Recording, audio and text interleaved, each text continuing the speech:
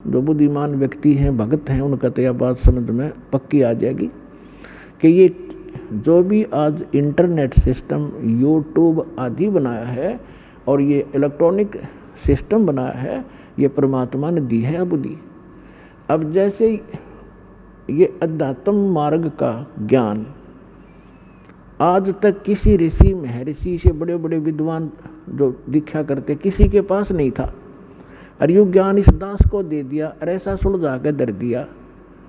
आम व्यक्ति समझ सकता है, आपके लिए कितनी सुविधा होगी ना। आप ये गीता पढ़ते पढ़ते कितने दिन हो गए थे, और इस गीता को फर्स्ट क्लास की बुक बना दिया परमात्मा के ज्ञान ने। पहली कक्षा की किताब सी दिखा हमने, ना पाठ दिखाई देता। तो इस दास ने अपनी अकल और अपनी बुद्धि का खूब पता है, जिसी मेरे में बुद्धि थी। मुश्किल से पास होया करते, पढ़ा करते जब, और 6 बार पढ़ा करते जब कि एक लेसन याद होया करता। आज उस परमात्मा ने अकल दी, बुद्धि दी, और ये सब सदग्रंथ खोल कर दरवा दिए। तो गॉड गिवन माइंड है ये, ना कि जीव का।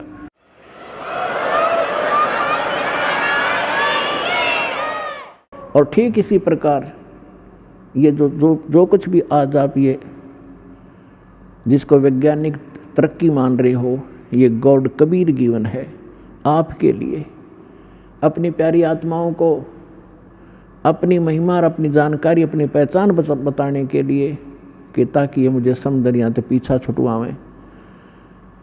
ये विज्ञान कति काम नहीं आवेगी किससे कभी। और दूसरी कृपा की दाता ने विज्ञान दी, डॉक्टरों को बुद्धि दी, अच्छी दवाइयाँ खोज ली। आप पहले हम देखा करते, हमारे पूर्वज और हम भी जब छोटे छोटे थे, इतनी औषधि थी नहीं, सिर में दर्द हो जाता, कपड़ा बांध के 3-3 दिन पड़े रहा करते, काम भी ना कर सके थे। और अब लेकर टेबलेट 10 मिनट में अपना काम करो। तो आज अगर वही स्थिति होती, शरीर में कष्ट हो जाता, तो भक्ति भी नहीं कर सकते आप। तो आज ऐसी मेडिसिन जो दी है, ये परमात्मा गॉड गिवन है, कबीर साहब ने दी है। और एक टेबलेट ली और अपना भजन करो और काम करो। तो इसी जब 600 वर्ष पहले परमात्मा आए थे, एक दिन में वहाँ झोपड़ी में कपड़ा भी बुन रहे होते थे, और 1-1 हज़ार जगह जाकर प्रकट हो जाते थे, और सब जगह जा कर के अपना ज्ञान सुनाया करते थे। वही ज्ञान एक जगह बोलते थे, सब जगह अन्य रूपों में भी वही ज्ञान एक जैसा सब जगह बोला जाता था। जैसे आजकल टीवी से, चैनल से यहाँ बोला जा रहा है, आप विश्व में कहीं भी देख और सुन सकते हैं। तो उसमें परमात्मा ऐसी लीला करते थे, जैसे आजकल तो कोई, जैसे आज यदि कोई ये करता है, परमात्मा आज करते ये लीला, तो आज वह बात बना नहीं हो। क्योंकि आज तो 1 मिनट में पता लग जाए, महाराज जी वहाँ सत्संग कर रहे थे, दूसरा को यहाँ भी कर रहे हैं, तीसरा को वहाँ भी कर रहे हैं। तो ये एक सृष्टि क्रम में खलबली मच जाती, और जादूगर कहने लग जाएंगे, फिर जादूगर है तो। और उस समय कोई जाना नहीं था 10 किलोमीटर दूर के हो रहा है, 5 किलोमीटर 1 हफ्ते में पता लग गया करता। वहाँ एक कोई भगत आया था, कोई संत भगत सत्संग करे था। तो आज परमात्मा ने अब ये तरीका अपनाया आपके लिए। उसमें तो वर्बली सुनाया करते थे, जो ज्ञान आपको कबीर सागर से, कबीर वाणी से दास सुनाता है, समझाता है, बताता है। लेकिन वो नकली संत परमात्मा के इस ज्ञान को नकारा करते थे कि झूठ बोला है, कुछ नहीं जानता, दानक है, दुल्हा है, शूद्र है, ये संस्कृत पढ़ नहीं सकता, संस्कृत तो ब्राह्मण लोग पढ़ते हैं। तो इन नकलियों की दाल गली रही। और उस समय परमात्मा के 64 लाख से सोना, आज से 600 वर्ष पहले पूरे इंडिया की 4 करोड़ आबादी नहीं होगी। और उस समय इराक, ईरान और जो पश्चिमी और पूर्वी पाकिस्तान, बलोचिस्तान, अफगानिस्तान और गजनी तक, ये सारा भारत था। और सारे भारत में 4 करोड़ आबादी नहीं होगी उस समय। और उस समय 64 लाख से सो जाना, एक दानक जो लाए के, क्या वो मानुष था या कि कवि था? वो समर्थ शक्ति थे, वो कबीर भगवान थे। तो उस समय परमात्मा ने ज्ञान यही दिया, लेकिन ज्ञान कम, हम समाधान ज़्यादा चाहते रहे। तो जो भी परमेश्वर के आता था शरण में, कबीर साहिब की में, तो उसी को सुख होता था, क्योंकि ये परमात्मा है। ये हमारा पिता है और ये हमारे दुख को देख नहीं सकता और समर्थ है। अब जैसे कोई बालक है, बच्चा है, और किसी भी कारण से उसने कर्जा सिर पर कर लिया और पिता के पास सामर्थ्य है और वो पिता के पास आता है, अगर पिताजी ऐसे ऐसे हो गया, तो वो कहेगा बेटा आगे गलती नहीं करेगा, नहीं ये तेरा कर्जा मैं तार देता हूँ, तो वो आगे ठीक चले तो वो बात बनेगी। तो इसी प्रकार ये समर्थ परमात्मा है। जो भी परमेश्वर की शरण में आते थे सब सुखी हो जाते थे। ऐसे 64 लाख शिष्य बन गए।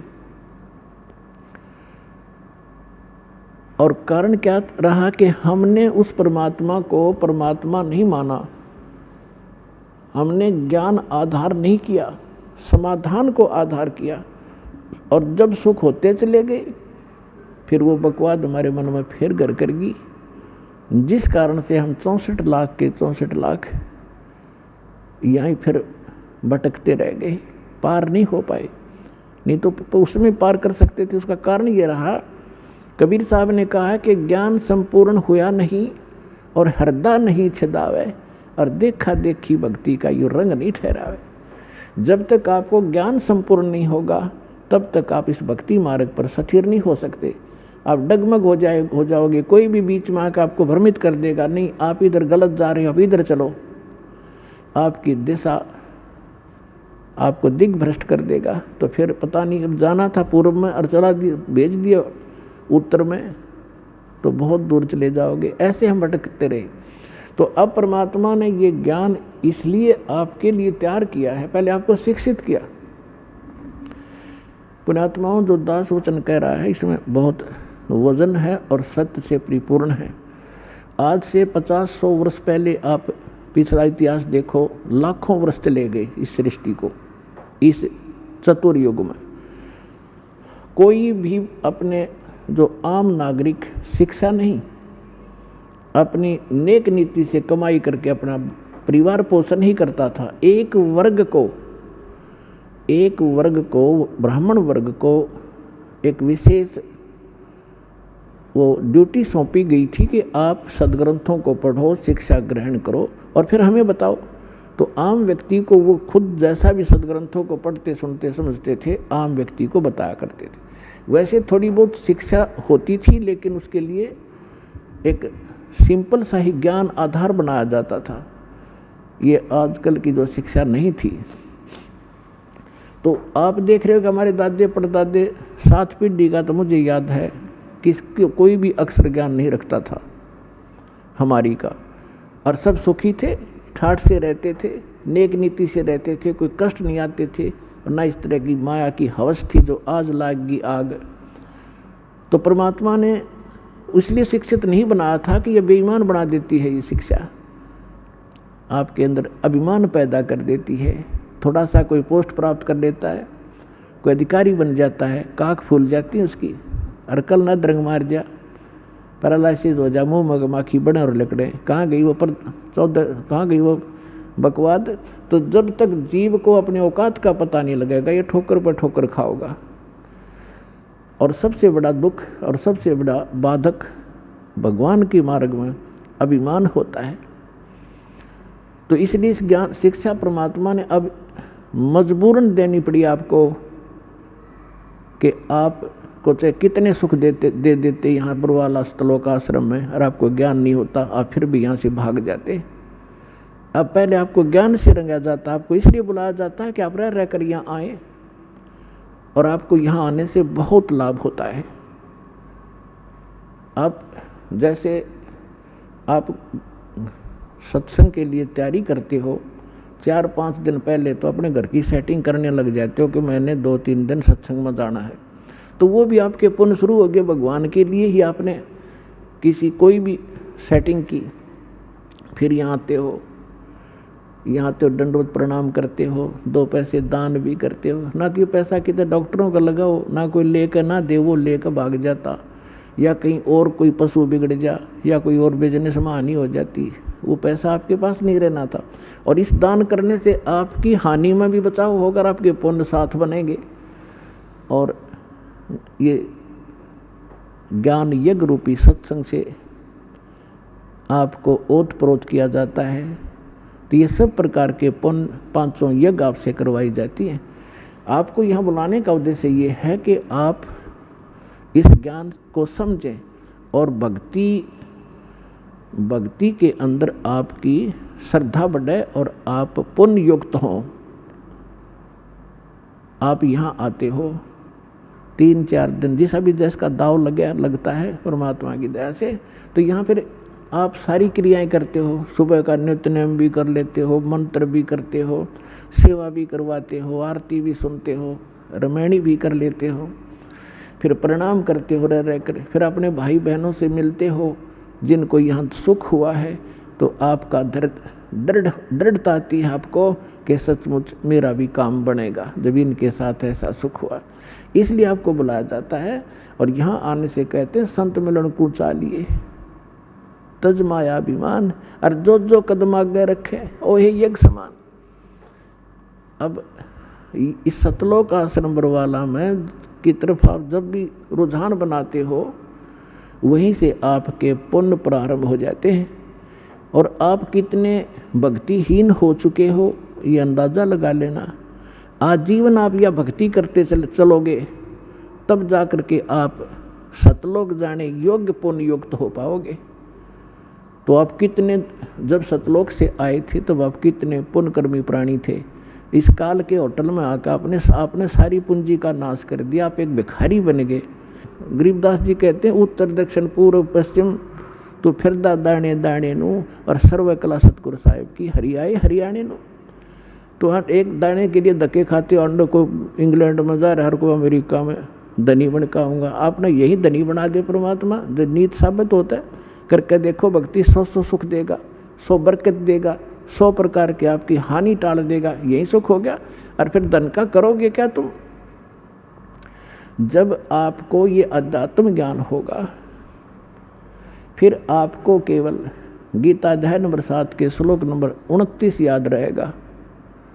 गीता ज्ञानदाता कहता है कि जो प्राणी मेरे इस ज्ञान को आश्रय रख करके तत्वदर्शी संत की खोज कर लेता है,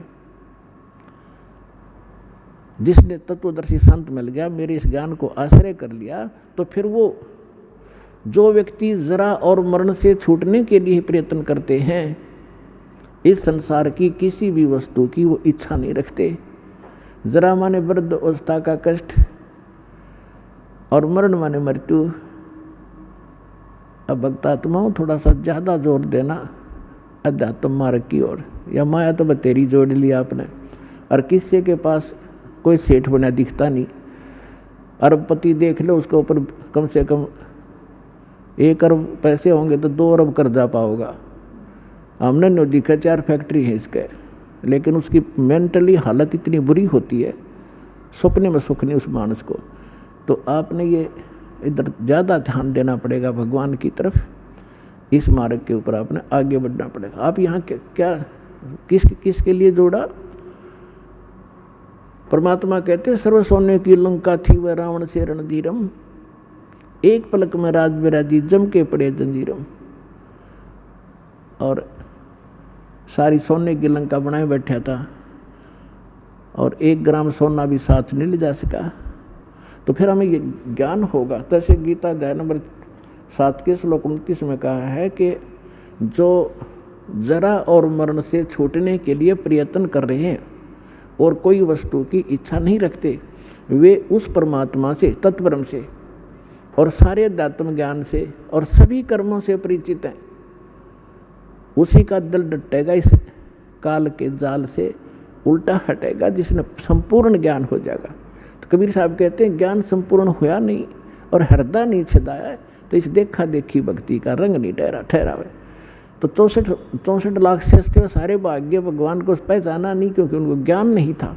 और आज ज्ञान करवाया भगवान ने, आपको प्रमाण देकर ऐसा रंग दिया है कि आप यहाँ से हिल नहीं सकते। आपको ये स्थान बरवाला ऐसा दिखाई देगा जब आपकी बुद्धि ठीक काम करेगी और ज्ञान आधार बन जाएगा। बंदी छोड़ दयाल जी तुम तक हमारी दौड़े, जैसे कागज जहाज का अब सूझे और न ठोरे। जैसे पुराने समय में समुद्री जहाज होते थे, उसमें कोई ऐसा दिशा सूचक ऐसे होते थे टेम्परेरी से, नॉर्थ साउथ पोल ही बताने वाले, तो वो लेकर जहाज लेकर चल देते थे रात शाम के समय। और जहाज में कौवा बैठ जाता था कि रात्रि में सुबह उठेंगे, सभी खाना खाएंगे, कुछ टूक बाहर डाल देंगे। जहाज के अंदर ग्राउंड भी होता है, तो वो कौवा इस लालच में बैठकर चला जाता है। रात्रि में 200-250 किलोमीटर जहाज समुद्री निकल जाता है। तो वहाँ जाने के बाद सुबह होता है, तो होता था तो ड्राइवर जो होते थे इसके चालक जहाज के, वो ये चेक करना चाहते थे सुबह उठ कर के हमारी दिशा ठीक है कि नहीं, क्योंकि जो दिशा सूचक होते थे नॉर्थ साउथ वाले जो चुंबकीय, तो कई बार चुंबकीय चट्टानों से डिस्टर्ब हो जाते थे।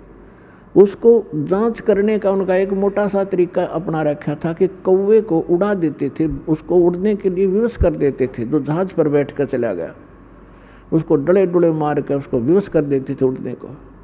तो कौवे के अंदर एक ऐसी कला दे रखी है भगवान ने कि उसको ये वो दिशा भूल नहीं पड़ती जिस दिशा से वो चला था, तो वो फिर अपने घर की तरफ ही उड़ता है सीधा स्ट्रेट। तो जिससे वो जहाज के चालक तो अपने उस इंस्ट्रूमेंट की जांच कर लेते, सही है या गलत है, गलत है तो सेट कर लेते अपनी दिशा जहाज की। और थोड़ी देर में वो कौवा उड़ के थोड़ी बहुत दूर जाता, 1000-2000 फुट, फिर उसको कहीं स्थान नहीं दिखता कहाँ तक उड़ के वो जाकर बैठे। अंत में वापस उड़ अड़ा के वापस आकर उसको जहाज ही दिखाई देता, उसकी जान बचाने वाला, नहीं तो जहाँ बैठे हुए डूब कर मरने वाला समुद्र ही समुद्र था। तो वापस आकर उसने जहाज पर ही शरण लेनी पड़ी और स्थान कहीं उसको दिखाई नहीं दिया जहाँ उसकी जान बच सके। तो परमात्मा कहते हैं जब आपको ज्ञान हो जाएगा आप ये कहा करोगे, बंदी छोड़ दयाल जी तुम तक हमारी दौड़े, जैसे कागज जहाज का अब सूझत और न ठोरे। अभी तक तो ये नकली कोई कुछ कह देता है, कोई कुछ कह देता है, लेकिन जब आपको ज्ञान हो जाएगा आप उनकी नहीं मान सकते, वो चाहे आपकी ना मानो। आप सुन रहे थे जगत गुरु तत्वदर्शी संत रामपाल जी महाराज जी के मंगल प्रवचन। अधिक जानकारी के लिए विजिट कीजिए हमारी वेबसाइट www.jagatgururampalji.org। संत रामपाल जी महाराज जी के शुभ आशीर्वाद से पूरे विश्व भर में 500 से भी ज्यादा नाम दीक्षा केंद्र हैं, जिन पर संत रामपाल जी महाराज जी द्वारा ऑनलाइन निशुल्क नाम दीक्षा दी जा रही है। अपने नजदीकी नाम दीक्षा केंद्र का पता करने के लिए संपर्क करें 8222880541।